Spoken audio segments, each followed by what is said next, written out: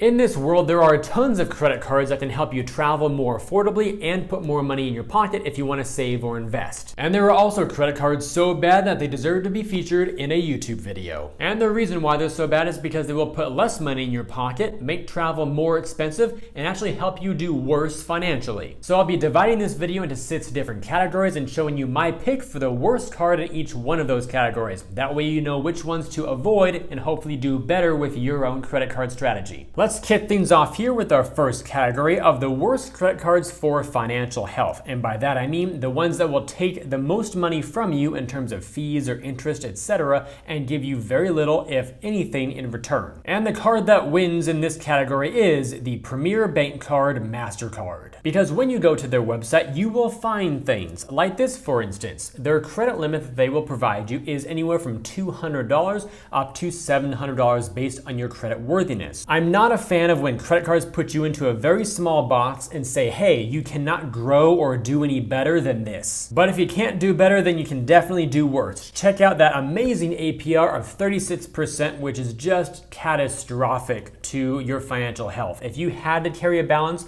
ideally you don't. You pay off your bill in full every month by the due date. But I understand that sometimes life happens with big unexpected purchases, something like that. So if you had to carry a balance, then 36% over the course of a year is just going to destroy you in terms of helping you get out of debt. This will actually do the opposite. It'll help you stay in debt for longer. Furthermore, the Premier Bank Card MasterCard will charge you an annual fee of $50 to $125 based on your credit worthiness, a monthly fee of $0 to $10.40, and also you will have an account opening requirement that is a program fee for the right or privilege to even have this card in your wallet, and that will be a $55 to $95 fee just to say, hey, you're approved. Now let's dig a little bit deeper. Here are the card member terms and conditions. I wanted to point out one more time that awful APR of 36% mentioned right there, boxed in red. Now I will float to the top of the screen so you can all see the bottom of the screen, which is the fee table. So starting to the far left-hand side, it's all based on your credit limit. So let's go through one example here together. If your credit limit is $200,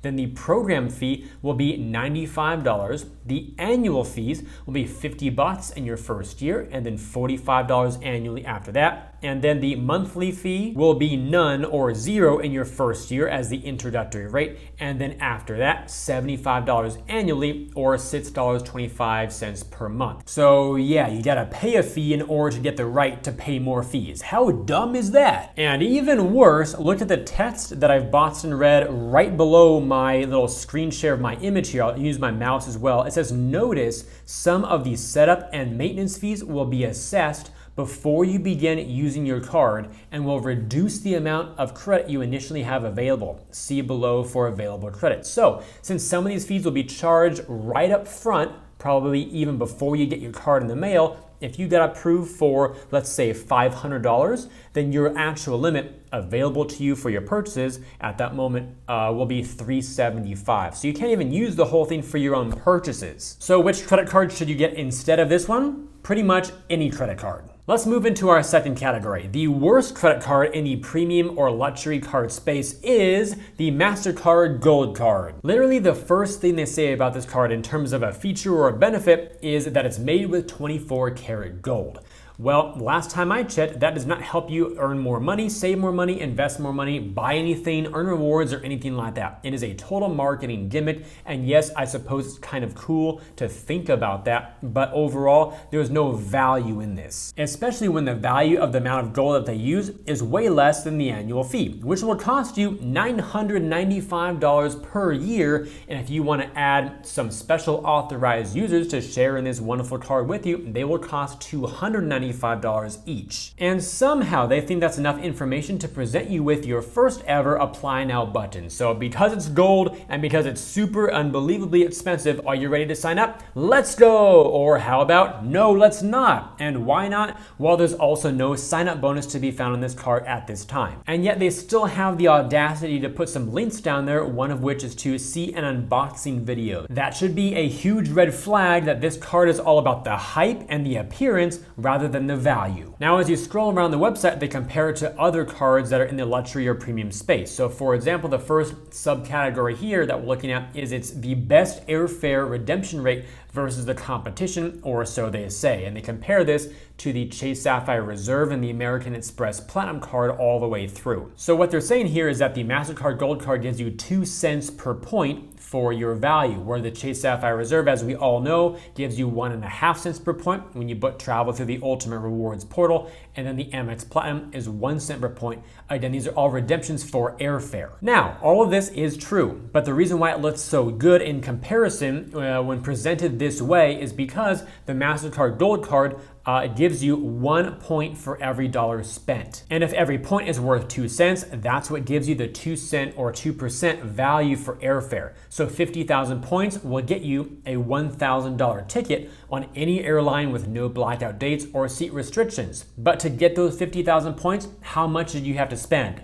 $50,000. And after you spend those $50,000 to earn those 50,000 points, they're worth then $1,000. And what is $1,000 out of 50,000? That's a 2% return. So what you're really looking at here is a highly glorified 2% cashback credit card wrapped in a $995 annual fee. Contrast all of that to the Chase Sapphire Reserve credit card, which has different point categories that earn 5 points per dollar, 10 points per dollar, 3 points per dollar, etc., and a bunch of different categories. And if we put these all in cashback equivalent terms for a travel redemption, factoring in the 50% boost for travel, we have a bunch of categories that range from 1.5% up to 4.5%, 7.5%, and 15% cashback equivalent. This card is way better than any sort of MasterCard Gold card. Now back to the website, which also says that the MasterCard Gold card has the best cashback redemption rate. So that's still 2%, Chase Sapphire Reserve 1%, Amex Platinum at 0.6%. Again, all true, but if you look at the Sapphire Reserve again, from a value for cash back, here's what we get at 1 cent per point. 5%, 10%, 3%, 10%, 3%, 1%. You all tell me which card you think is better. And you gotta love how the comparisons end with a weight comparison. So this card, compared to the Amex Platinum or the Chase Sapphire Reserve, is way heavier, way more grams in that weight. But of course, again, any website that's going to show you this as a means of beating your competition is missing the point entirely when it comes to value and rewards and benefits. And especially in today's world of mobile wallets taking off, ain't nobody gonna be feeling your card. On to category number 3, the worst credit cards for airline rewards, and this title goes to the Delta SkyMiles Blue American Express card. And why is this? Well, look at the reward structure here. Double miles on dining, double on Delta purchases, and 1 mile per dollar on all other purchases. If you put that in cashback equivalent terms, averaging Delta miles about 1.1 cents per mile, you will get the following: 2.2% return on average for dining, 2.2% on Delta, and 1.1% on everything else. Meaning this card's overall utility for your everyday life just might have a little bit of value for dining, but everything else you spend on at home while not traveling, pretty much useless. You'll be getting barely over 1% return on those types of purchases. Now, looking at this card through another lens in terms of the benefits, it's actually kind of decent for a no-fee card. There are no foreign transaction fees. You get a 20% discount on in-flight purchases. You have the ability to pay with miles, which is a special redemption feature, and also have rental car loss and damage insurance. Plus, on the retail side, some coverages for purchase protection and extended warranty. But if you're wondering why I chose this card as my worst card for this category, it's because I very carefully named this category the worst credit cards for airline rewards, not for airline benefits. So in terms of the rewards for your return on everyday spend,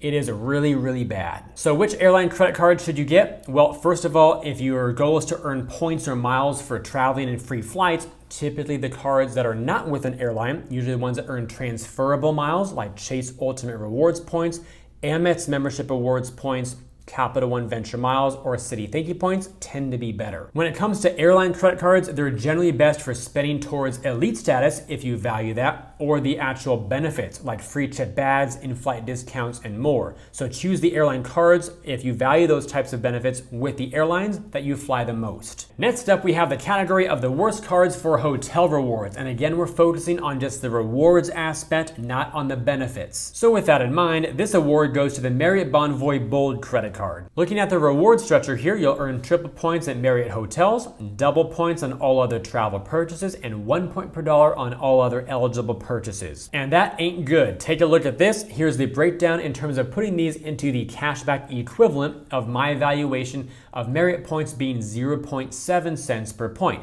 So the return you'll get is 2.1% at Marriott, 1.4% on all other travel, and 0.7 cents on all of your other regular purchases. Go get yourself any 2% cashback credit card with no annual fee, and it will destroy the rewards on this card. In fairness though, the card does come with 15 Elite Night credits, so even though that's not related to a return on spend or points, that's still useful for those of you who are focused on qualifying for elite status in the Bonvoy program with no annual fee. The card also offers some additional benefits like no foreign transaction fees and other insurance and protections. So again, we were talking only about the points, but for the broader perspective, these types of add-ons are quite nice for no annual fee. So which hotel card should you get instead? Well, first of all, go with the ones with the brands that you stay at the most, but of course also issue the rewards and benefits you care about. And most of the cards that have $95 fees to start with tend to be pretty good as long as they come with a free night certificate, because if you redeem that night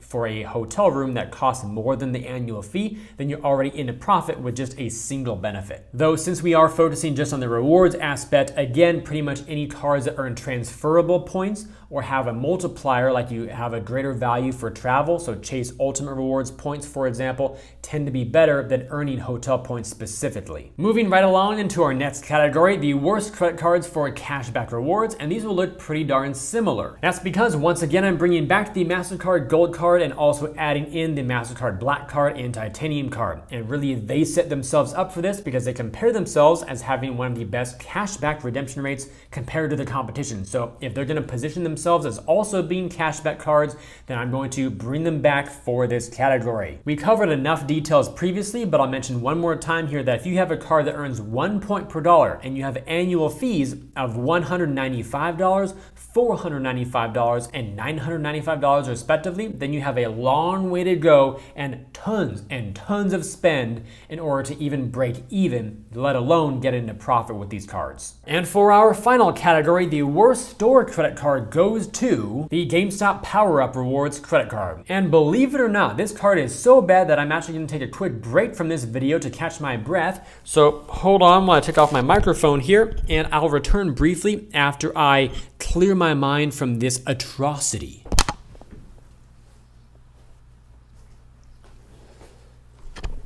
All right. Welcome to the redesigned GameStop website. And if you look right over there on the left-hand side, you'll see a little button for benefits. And if you click on benefits, you will see this: shop in-store or online.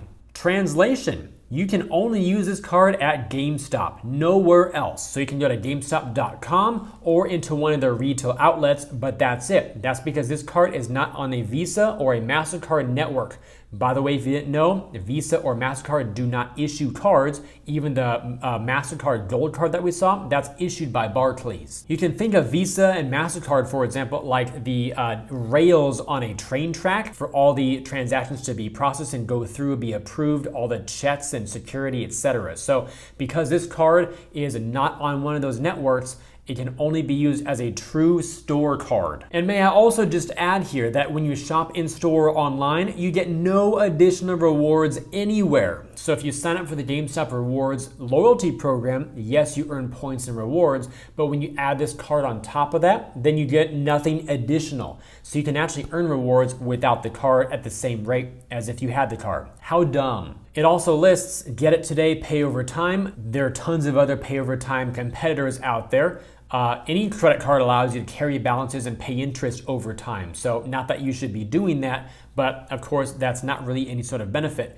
Then there's exclusive offers, no annual fee, and maximized benefits by signing up for Power Rewards. So yeah, you can get more benefits by being a part of their rewards program, but the card doesn't do anything else. All it allows you to do is to carry debt at 28.49% interest, and that is no benefit if you ask me. So which store credit cards, if any, should you even consider getting? Well, ones that give you real value, perhaps the Amazon Prime Rewards card, the Target Red card, the Walmart card, especially places where you might buy groceries and that would not normally count as a grocery reward on a lot of other credit cards. So just like GameStop was a meme stock not too long ago, so should its credit card be a meme credit card. And with all that said, if you enjoyed today's video and believe it could benefit other people, then please help me get it in front of them by liking this video, subscribing to the channel, and turning on notifications. Also, check out the links down below in the description area to get some more cash back when you shop online through Rakuten, to get $25 when you sign up for a SOFI checking and savings account and deposit just $10 or more, and to view my all-new site with some great credit card offers that I've organized into different categories to help you find the cards that you like best. I thank you all for watching today's video. I hope it brought you some great value, especially in terms of which types of credit cards to avoid. I look forward to seeing you in future videos, and while you're waiting on my next upload, always remember that you are great.